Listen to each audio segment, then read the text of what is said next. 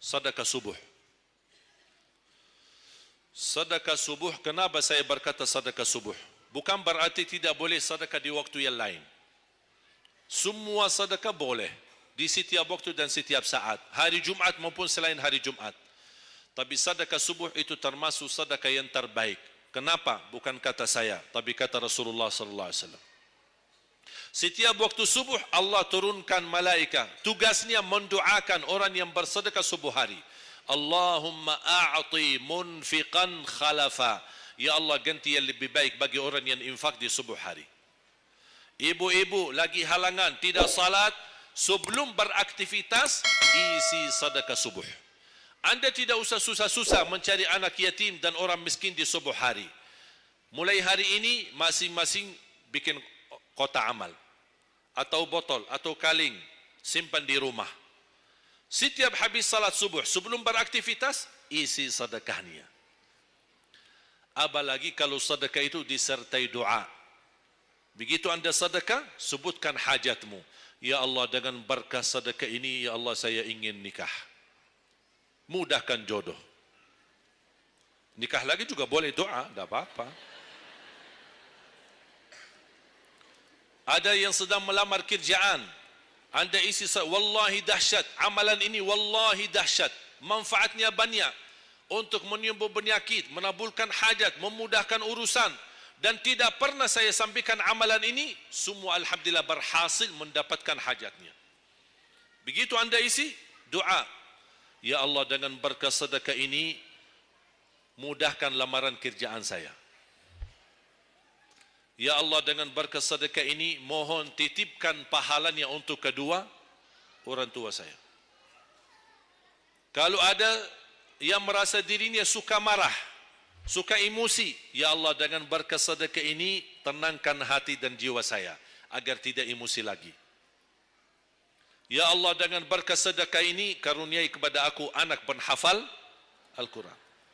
Bu, jemaah sekalian, saya berkeluarga 12 bersaudara, timnas. Dan kami memang sudah disusun satu lusin. 12 ini mempersiapkan kalau timnas kita belum mampu membawa juara, insyaAllah kami sekeluarga siap mengganti timnas. Alhamdulillah dari saudara saya 12 ini 10 penghafal Al-Quran. Tapi orang tua saya awam, percaya enggak? Orang tua saya bukan ulama, bukan kiai, bukan ustaz. Ayah saya belajar kelas 3 SD.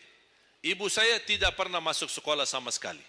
Sampai usia 40 tahun masih buta huruf, tidak bisa baca Quran. Tapi Allah berikan karunia keturunan penghafal Al-Quran. Berkat apa? Salat mereka dan sedekah mereka termasuk doa. Itu berjuangan mereka. Alhamdulillah sekarang ayah saya, ibu saya penghafal Al-Quran, yang jadi gurunya anaknya sendiri. Sekarang di Indonesia saya bawa 5 adik saya dan ditugaskan menjadi imam tarawih. Saya bawa mereka pindah dari Arab kemari. Ada 5. Yang perempuan sudah dinikahkan sama orang Indonesia, orang Jakarta. Dan saya dorong adik saya yang perempuan untuk menghafalkan suaminya biar jadi penghafal Quran.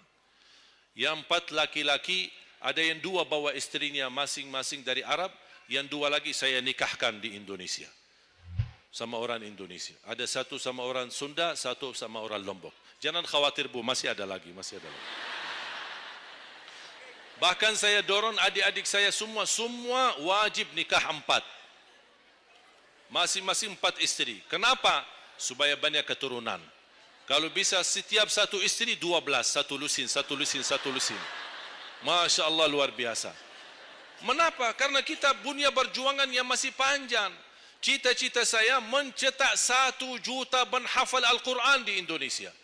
Ketika saya datangkan adik saya tugaskan sama mereka dan tegas. Kalau kalian datang hanya mau berhiburan, pulang. Kalian di sini untuk bersama-sama memperjuangkan untuk mencetak 1 juta penghafal Al-Quran. Dan alhamdulillah program ini sudah jalan. Dan kita terus memperjuangkan. Dan saya harap semua jamaah insyaAllah berkenan terlibat dalam program ini. Cita-cita saya, semua masjid se-Indonesia insyaAllah diimami imam penghafal Al-Quran 30 juz. Bahkan lebih hebat lagi cita-cita saya, insyaAllah saya yakin akan terjadi. InsyaAllah di demikian hari, di waktu yang Allah insyaAllah tentukan, insyaAllah Presiden kita penghafal Al-Quran. Coba, ya Allah rasanya enak. Langsung diumumkan di Masjid Istiqlal, khatib dan imam salat Idul Fitri, penghafal Al-Quran 30 juz, Presiden Republik Indonesia. Oh, mantap. Imam salat Idul Adha, Presiden kita. Salat Jumat, khatib dan imam, Presiden kita. Tidak perlu ganti imam. Sudah tidak perlu ganti imam, subhanallah. Luar biasa. Coba, saya kagumi ketika membaca dan melihat YouTube-nya Presiden Erdogan, Turki. Walaupun beliau bukan penghafal Al-Quran, tapi murattal bacaannya beliau, Masya Allah. Mana ada sekarang Presiden di dunia Islam sebagaimana bacaannya yang benar. Ini sudah saatnya, tapi bukan sekarang ya, nanti maksud saya sabar dulu. Nanti jadi kacau nanti semua. Nah, sabar dulu. InsyaAllah ada waktunya.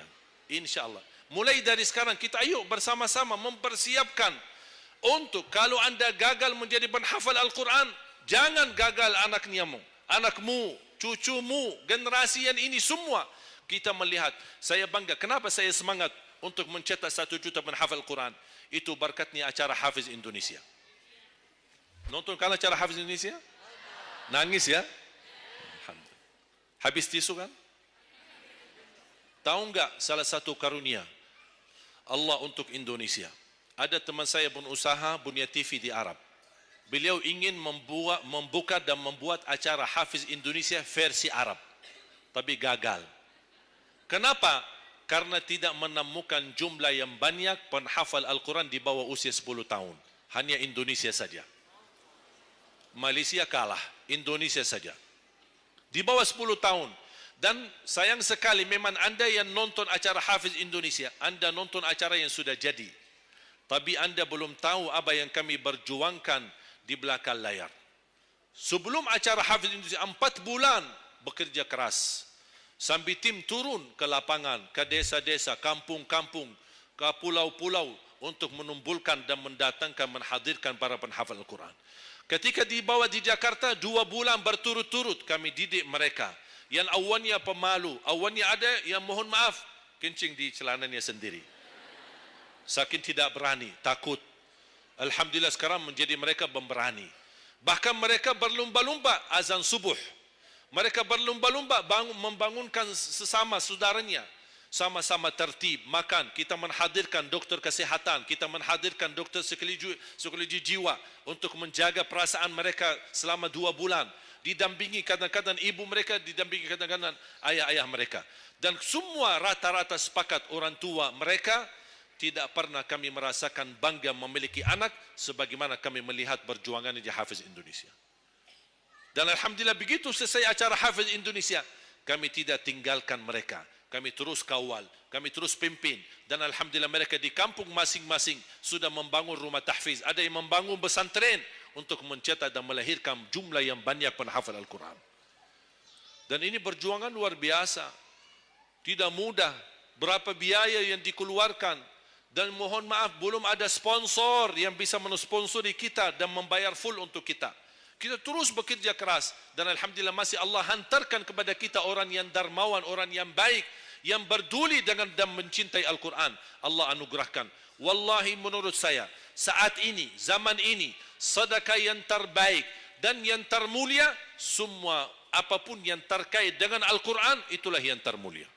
Makanya boleh anda ketika anda bersedekah, jangan lupa disertai doa. Di antaranya anugerahkan ya Allah Indonesia menjadi negara Al-Quran. Tapi tolong fokus. Kalau anda isi sedekahnya, tolong disesuaikan. Jangan isi sedekahnya koin, teng, tapi doanya sampai terbit matahari. Tidak ada malunya. Kata Allah, koin-koin aja sedekahnya, doanya dah habis-habis. Hajatnya panjang, lebar. Malu kita. Bukan Allah tidak bisa. Allah maha bisa menabulkan hajat. Tapi kita malu sama Allah. Kok cuma bikin teng, ya Allah, ya Allah, ya Allah, panjang. Fokus. Kalau usulan saya, 1 sedekah, 1 hajat. 1 sedekah, 1 hajat. Dan insya Allah akan anda melihat manfaatnya.